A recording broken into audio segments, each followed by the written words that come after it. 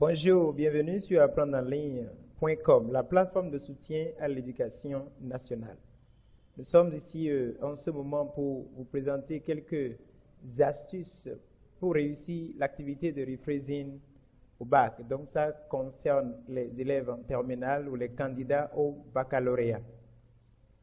Aujourd'hui, la première session de cette activité, rephrasing a sentence, la reformulation d'une phrase. Nous allons commencer par une petite introduction pour expliquer ce que l'exercice de rephrasing veut dire et ce qu'il faut pour réussir cet exercice.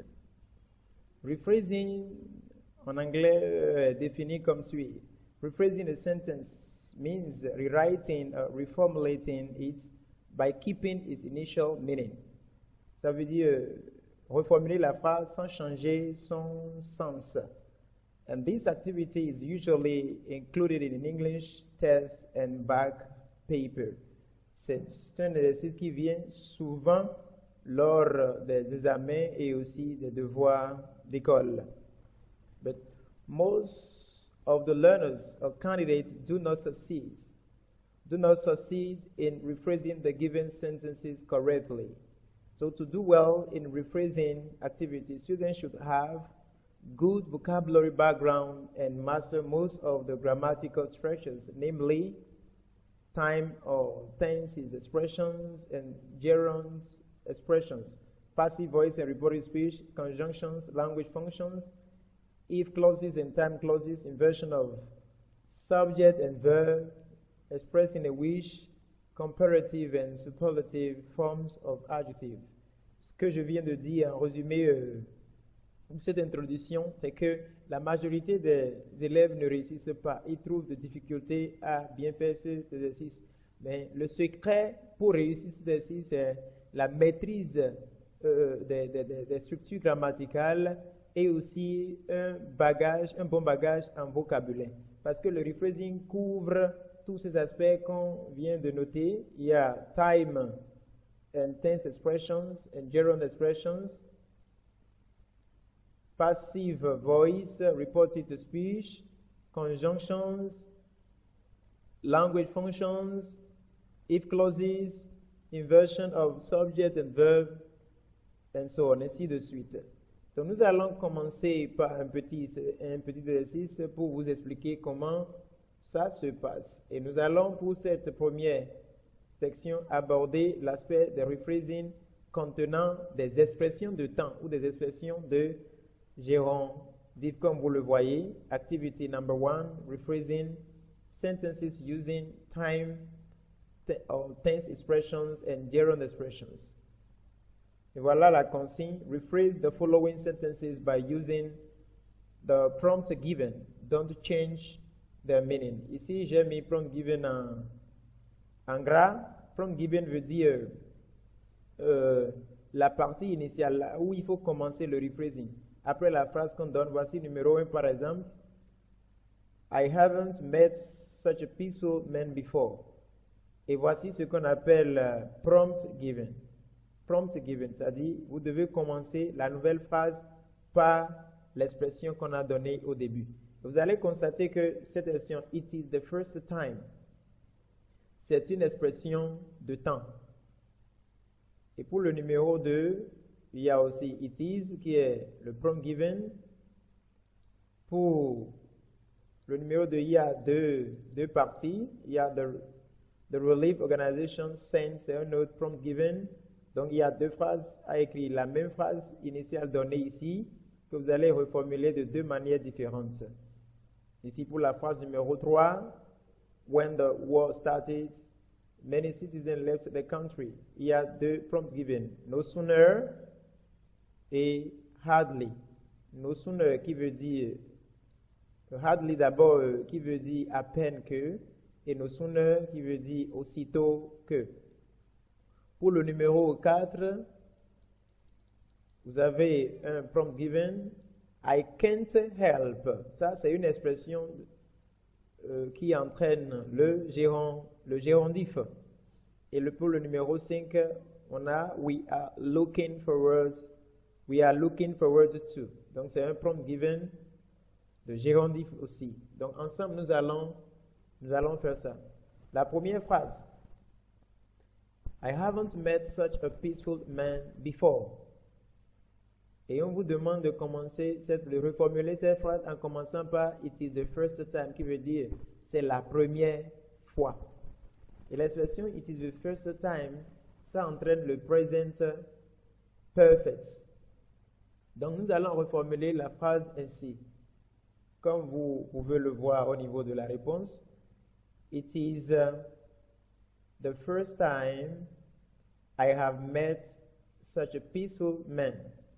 Là, it is the first time entraîne le present perfect comme on vient de le dire. Voilà. Mais il y a un constat qu'on fait. Ici, on a la forme affirmative du present perfect, mais dans la phrase initiale, c'est en la forme négative. Vous voyez bien? Voilà.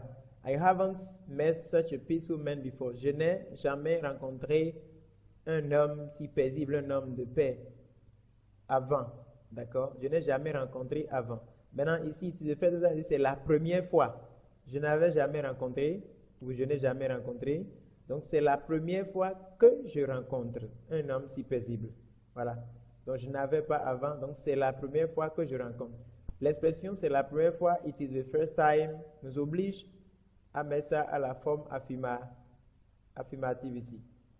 Bien, pour le numéro 2, the Relief Organization haven't sent us foodstuff for 2 weeks. Haven't sent us foodstuff for 2 weeks.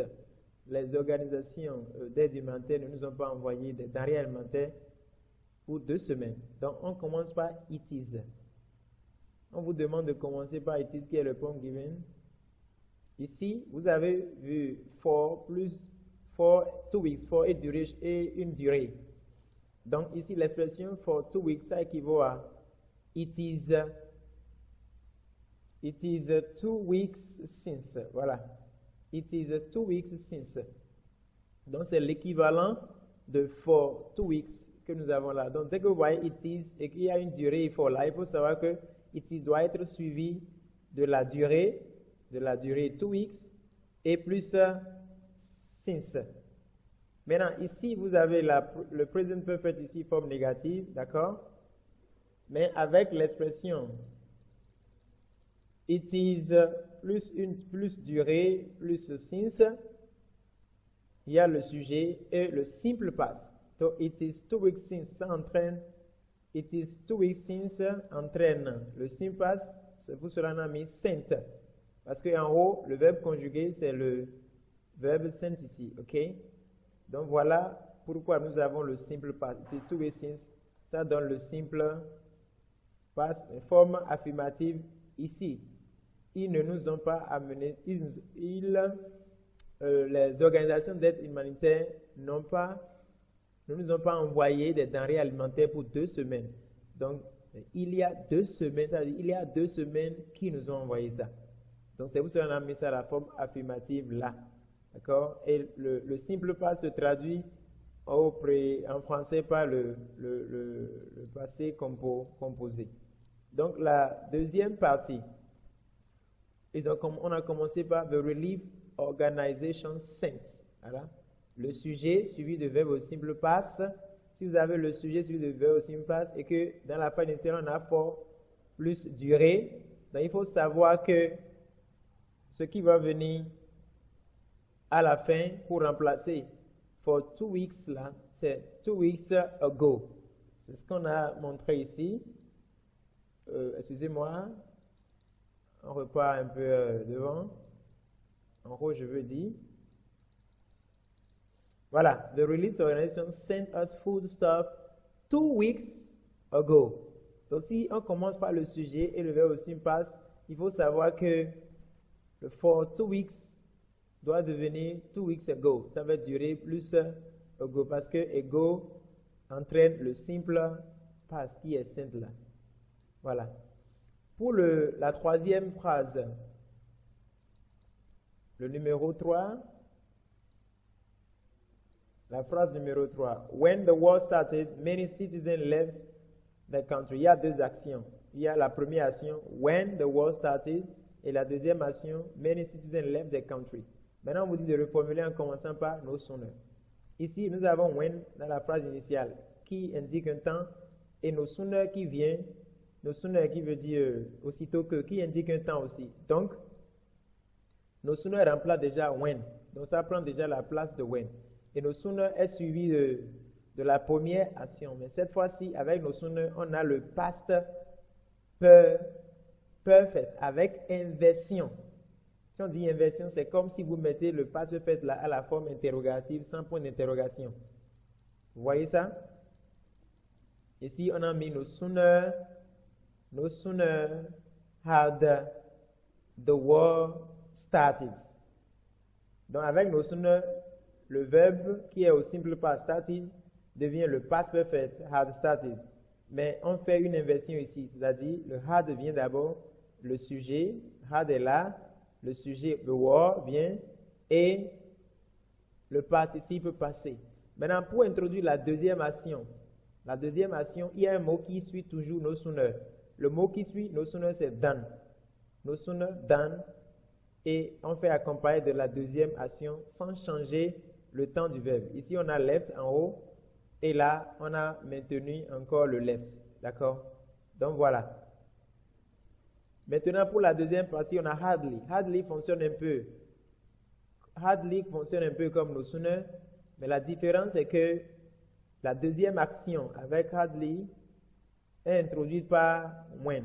Regardez ici.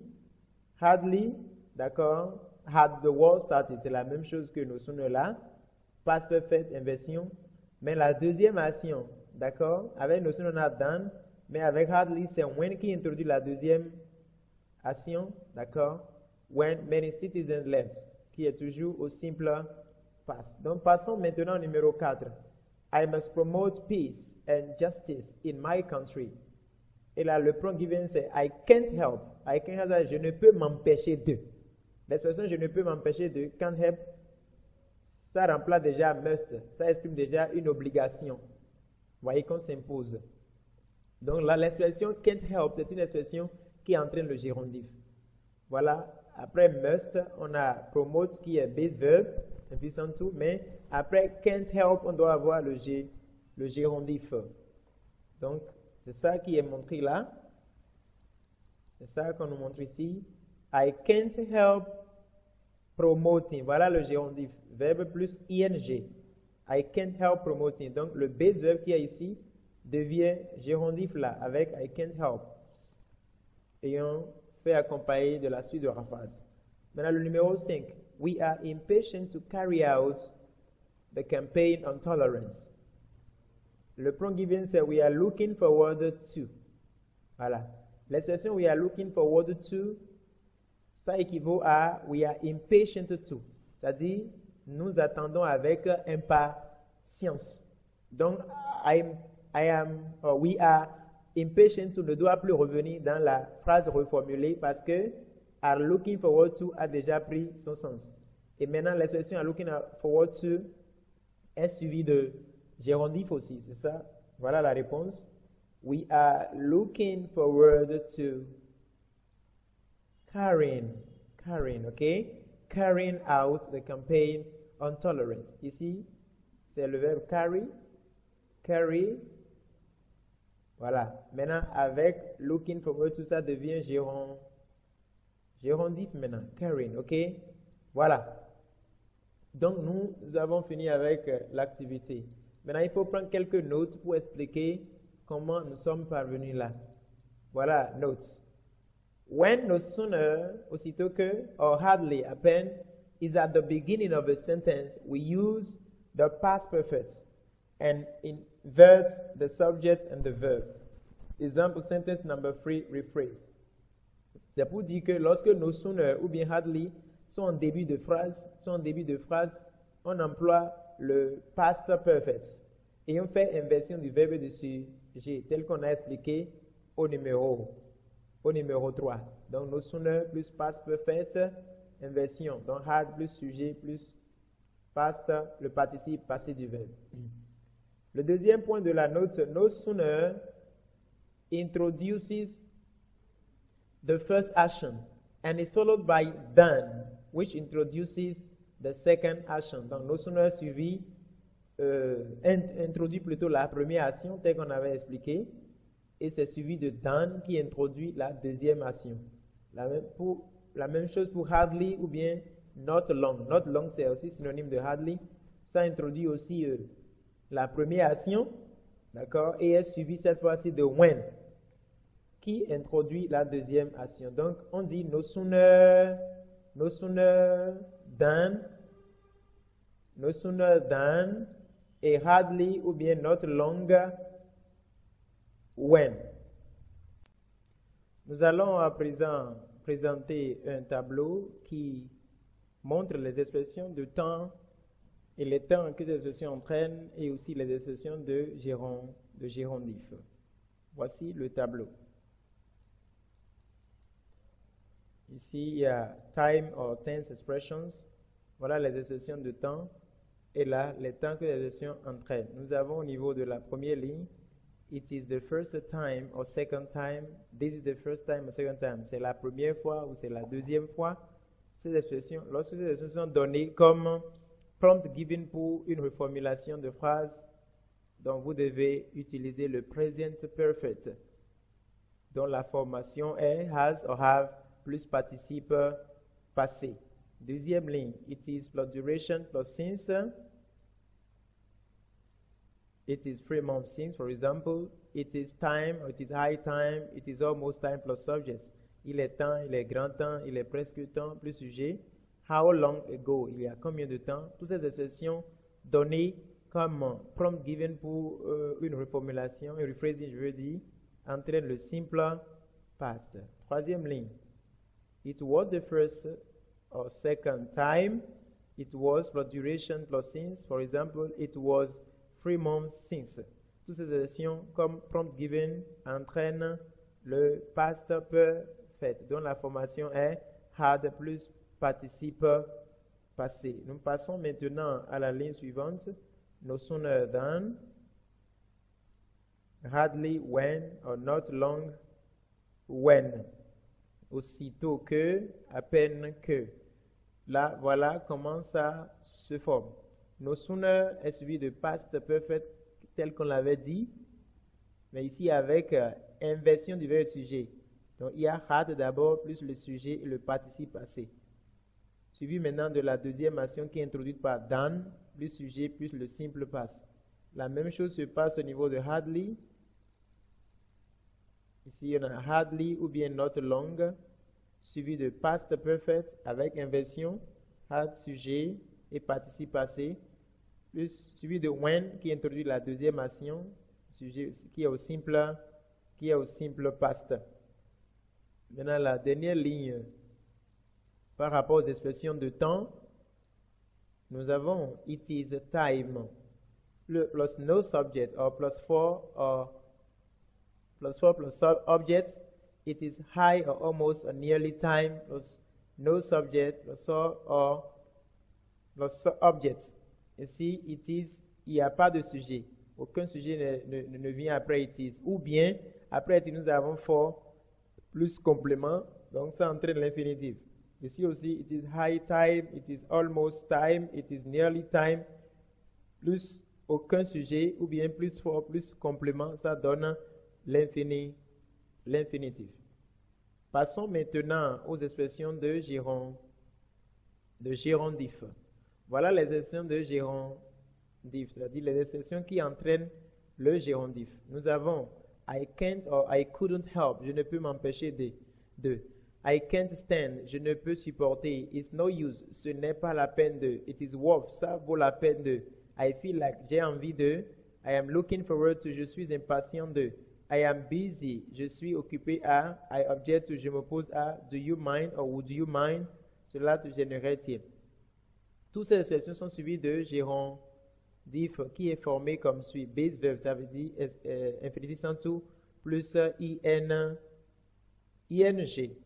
Donc, en résumé, nous avons appris comment reformuler des phrases à partir ou commençant, je veux dire, par des expressions de temps ou des expressions de gérondif. Le tableau, si haut, vous montre toutes ces expressions avec les temps qu'elles entraînent et les expressions de gérondif aussi avec les expressions de gérondif qui entraînent le gérondif. Donc, vous devez maîtriser toutes ces expressions qui sont dans ce tableau avec les temps qu'ils entraînent pour pouvoir réussir ce type de rephrasing. En activité 2, nous avons la pratique, c'est-à-dire l'application de ce qu'on vient d'apprendre, un exercice d'application. Voilà la consigne. Rewrite the following sentences by using the prompt given. Rewrite, c'est encore un autre mot qu'on peut utiliser pour rephrase. Donc vous avez ici au total 6 phrases. Vous avez 6 phrases au total. Vous allez essayer de reformuler à partir de ces prompts given qui sont donnés.